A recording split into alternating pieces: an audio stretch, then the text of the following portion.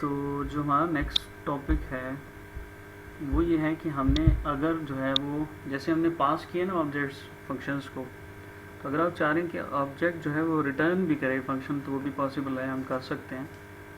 तो example number 5.1 में हम ये कह रहे हैं कि दो ऑब्जेक्ट्स हैं, हमने उनको क्या करना है, ऐड करना है। यानी यहाँ देखें, हम रेक्टेंगल की हम बात करें तो रेक्टेंगल क्लास की जो लेंथ है और जो विड्थ एट्रीब्यूट हैं, मैं ये चाह रहा हूँ कि R1 की लेंथ जो है वो R2 के साथ ऐड हो जाए और R1 की जो विड्थ की वैल्यू है वो R2 की विड्थ की वैल्यू के साथ ऐड हो जाए।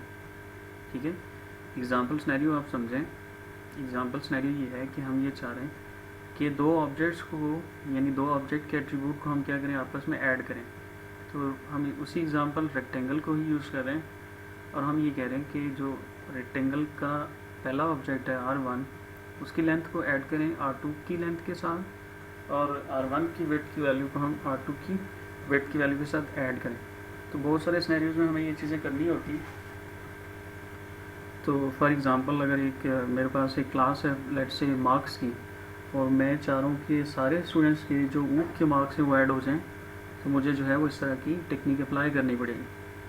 तो 5.1 जो एग्जांपल है इसमें हम ये कह रहे हैं कि दो ऑब्जेक्ट्स को ऐड करना है हमने, और टेक्निक ये है कि विदाउट रिटर्निंग ऑब्जेक्ट हम ये कर सकते हैं।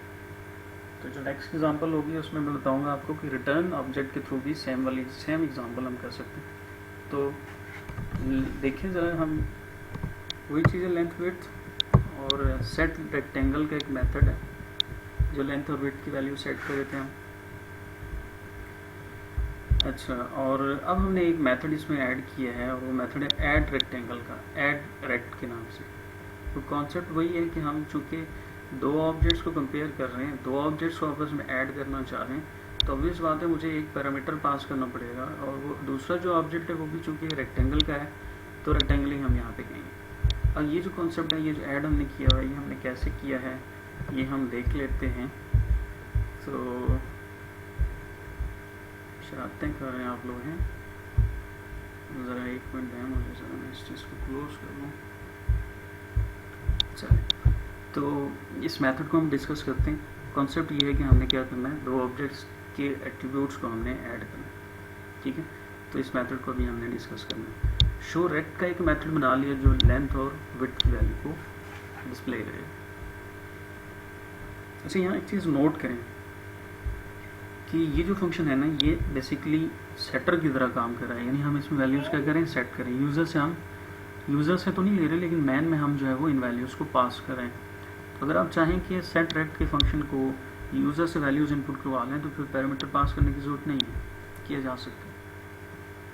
ठीक है, और शो जो है वो गेटर की तरह काम कर रहा है, यानी वो वैल्यूज़ को डिस्प्ले करवा रहा है। तो हमने लेंथ और विड्थ जो फंक्शन एट्रीब्यूट हैं उनको शो रेक्ट के फंक्शन में डिस्प्ले किया।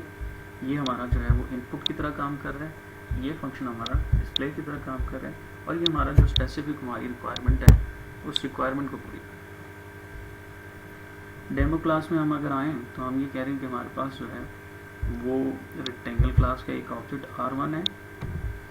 R1 की वैल्यूज़ को सेट करने के लिए हमने सेट रेक्टेंगल कॉल कर लिया और उसको डिस्प्ले कर दिया। हमने ये कहा कि R1 is equal to R1 dot show rect.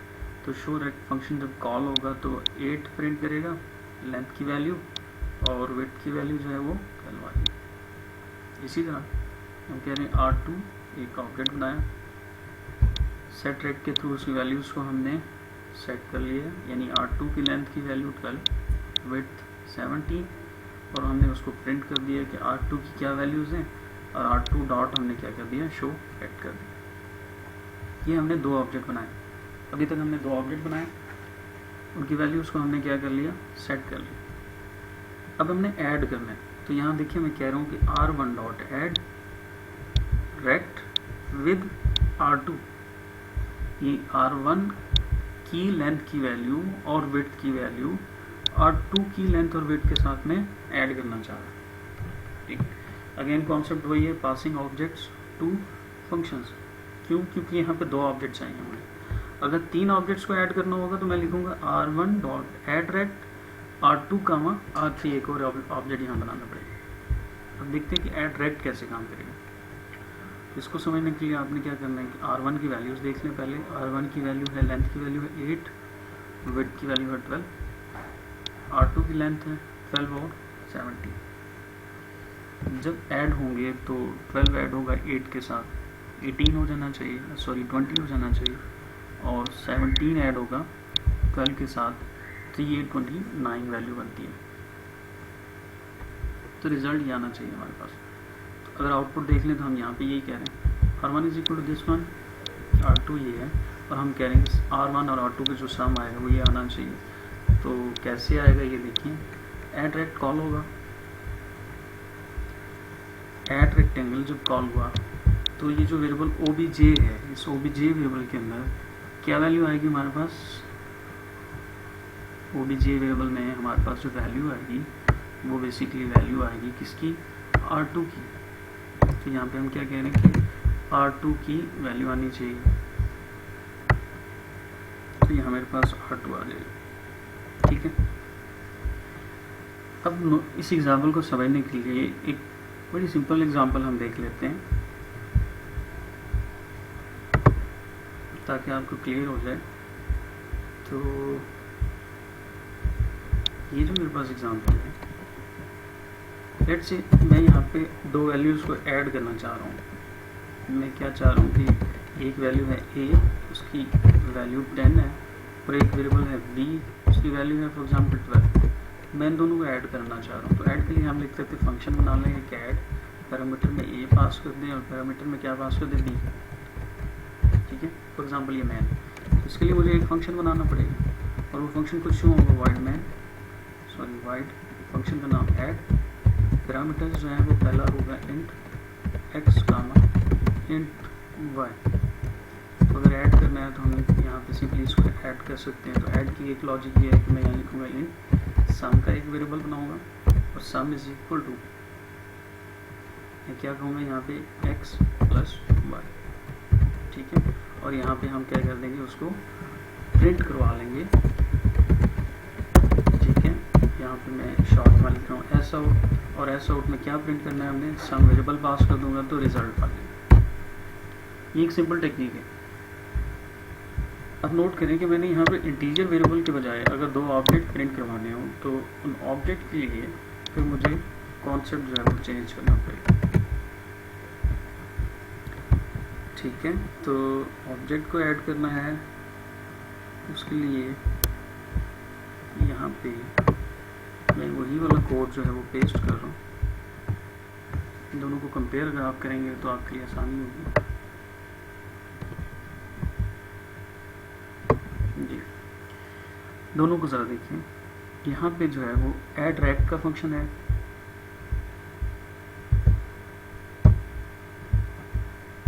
ठीक है। यहाँ पे क्या है, ऐड रेक्ट फंक्शन है। एग्जैक्टली जो ऐड रेक्ट का फंक्शन है मेरा वो काम करेगा इस ऐड की तरह।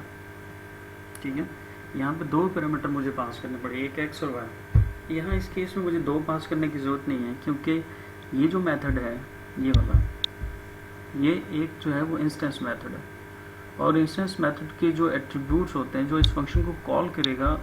अब यहाँ पे तो वो सिनेरियो नहीं है ना कि इस ऐड फंक्शन को कौन कॉल करेगा, यहाँ देखिए ना, इस ऐड को हम डायरेक्टली कॉल करेंगे ये वाला जो है। लेकिन इस केस में ये फंक्शन जो है ये किसी ऑब्जेक्ट के थ्रू कॉल होना है, और जो ऑब्जेक्ट इसको कॉल करेगा वो पैरामीटर में पास करने की ज़रूरत नहीं है। तो एक कॉलिंग ऑब्जेक्ट है और एक पैरामीटराइज ऑब्जेक्ट, दोनों को हम ऐड करें।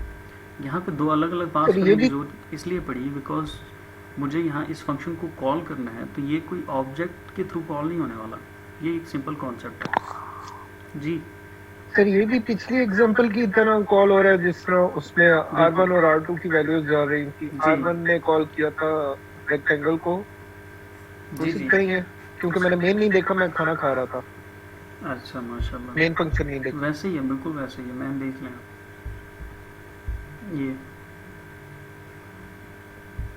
R1 dot add rect R2। ठीक है, थैंक यू सर, वेलकम जी। तो यहाँ पे समझा ये रहा था कि दोनों में डिफरेंस आपने समझना। तो यहाँ पे भी अगर आपने दो वेरिएबल x और y को अगर आपने ऐड करना है तो एक सम का हमें क्या चाहिए होता है, एक लोकल वेरिएबल चाहिए होता है जिसमें हम दोनों का रिजल्ट सेव करेंगे।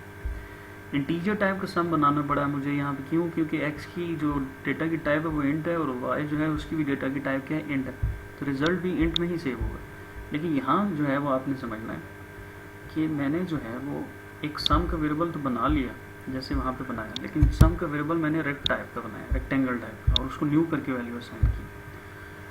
और जो फ़र्क है वो ये है कि इस सम में और यहाँ राइट साइड का ये जो सम है इसमें वो इंट टाइप का है, ये रेक्टेंगल टाइप का।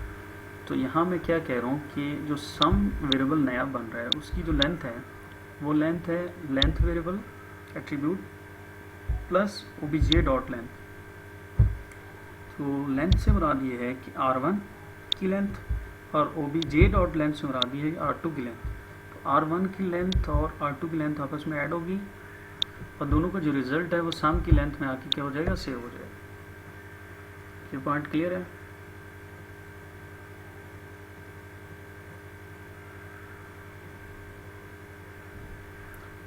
जी चलें, गुड। ये पॉइंट इंपॉर्टेंट है, इसको समझना है। तो हमने क्या कहा कि वहाँ एक इंटीजर टाइप का वेरिएबल है, ये चूँकि रेक्टेंगल टाइप का है तो रेक्टेंगल की लेंथ में सम की लेंथ में R1 की लेंथ और R2 की लेंथ सेव करा ली ऐड करके, और सम वेरिएबल की विड्थ के अंदर हमने R1 की विड्थ और R2 की विड्थ जो है वो सेव करा। अब जो सम वेरिएबल है उसमें दो वैल्यूज हैं। जी सर ये जो फर्स्ट लेंथ में आपने कहा तो ऑब्जेक्ट लिखा है और फर्स्ट वैल्यू के साथ आप ये ऑब्जेक्ट नहीं लिखा। सर हम वेट्स में भी आपने जी और जी नहीं लिखा, इसकी सर रीजन बता दो। ये इम्पोर्टेंट बात है, ये आपने समझनी है। वो ये है कि जहाँ जहाँ फंक्शन की बॉडी के अंदर कोई भी फंक्शन अगर किसी क्लास के अंदर बना हुआ है तो अगर उस क्लास में उस फंक्शन की बॉडी के अंदर डायरेक्टली एट्रीब्यूट का नाम अगर लिखा जाए तो उस एट्रीब्यूट से मुराद उस फंक्शन को कॉल करने वाले ऑब्जेक्ट के एट्रीब्यूट की बात हो रही होती है। मैं ये रिपीट कर रहा हूँ, ऐड रेक्ट फंक्शन जो है इस फंक्शन के अंदर जहाँ जहाँ एट्रीब्यूट लेंथ है और विड्थ है, डायरेक्टली लेंथ और विड्थ, ये लेंथ और विड्थ किसकी लेंथ है, जो इस फंक्शन को कॉल करेगा। तो जो भी इस फंक्शन को कॉल करेगा वो है फ़िलहाल फॉर एग्जांपल R1, तो ये जो लेंथ है ये R1 की लेंथ है, ये जो विड्थ है ये R2 की विड्थ, सॉरी R1 की विड्थ। तो जो कॉलिंग ऑब्जेक्ट है उसके साथ डॉट लगाने की ज़रूरत नहीं होती, ठीक है। लेकिन कॉलिंग ऑब्जेक्ट के अलावा जितने भी ऑब्जेक्ट्स हैं उनके एट्रीब्यूट को एक्सेस करने के लिए ऑब्जेक्ट का नाम लिखना होता है। तो इसलिए यहाँ पे हमने सम के साथ और ओबीजे के साथ डॉट लगाया और जो लेंथ और विड्थ है उसको हमने डायरेक्टली एक्सेस कर लिया, ठीक है।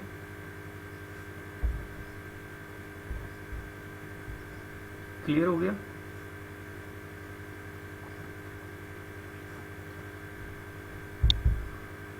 चलें जी, तो ये सम वेरिएबल है ये अपडेट हो गया किस R1 की लेंथ और R2 की विड्थ के साथ, यानी R1 की लेंथ को R2 की लेंथ के साथ ऐड कर लिया और R2 की विड्थ को R1 की विड्थ के साथ हमने ऐड करके सम वेरिएबल में सेव कर ली। अब यहाँ देखिए मैं कह रहा हूँ कि sum of R1 and R2 is variable sum dot length plus ये स्पेस दे रहे हैं और सम डॉट विड्थ। यहाँ जो इम्पोर्टेंट पॉइंट है वो ये है कि आप पूछ सकते हैं कि ये जो वेरिएबल सम है इसके साथ हम डॉट लगा के प्राइवेट प्रॉपर्टी को हम कैसे एक्सेस करें।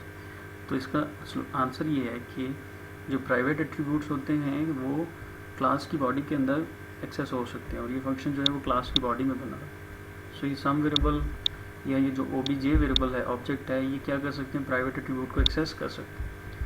तो मैंने यहाँ पे कहा sum of R1 is equal to and R2 is sum dot length में R1 प्लस R2 है, ये लेंथ की वैल्यू हो रही है। सम डॉट विड्थ में R1 की विड्थ और R2 की विड्थ है जो कि हम यहाँ पे सेव कर चुके हैं। वैसे यहाँ बड़ा इंपॉर्टेंट पॉइंट है वो ये है, ये जो मैंने यहाँ लिखा है, consider the call that is more better than the above line of code. यहाँ अगर मैं ये लिख लूँ कि सम डॉट शो रेक्टेंगल, तो ये जो फंक्शन मैंने कॉल किया शो रेक्ट, इसकी बॉडी में अगर आप आएँ तो ये इस लाइन में और sum dot length sum dot width इन दोनों में कोई फ़र्क नहीं है, ठीक है। तो जायज़ के कि आप ये वाला कोड लिखें उसकी जगह पे ज़्यादा बेहतर है कि सम डॉट शो रेक्ट को कॉल कर लें, और शो रेक्ट क्या करेगा कि दोनों के सम की वैल्यू को प्रिंट कर दें। ठीक है, ये क्लियर है। तो जब आप इसको कॉल करेंगे तो आपके पास R1 की ये वैल्यूज़ हैं, R2 की ये हैं, और R1 और R2 का सम जो है वो 20 और 29 आ जाए। जी कोई क्वेश्चन है तो पूछ लें।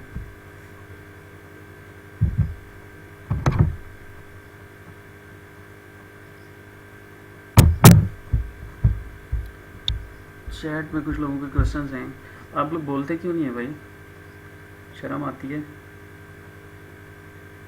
अगर हम लोगों ने 3 लेंथ का सेव करना है तो फिर कैसे करें। तो ये क्वेश्चन है कि अगर आपने 3 ऑब्जेक्ट की लेंथ को कंपेयर करना है, सेव करना है, तो उसका तरीका ये है कि फिर आप जो है वो, जैसे यहाँ ये जो फंक्शन हमने बनाया ना। सर आपकी आवाज़ बंद हो गई है।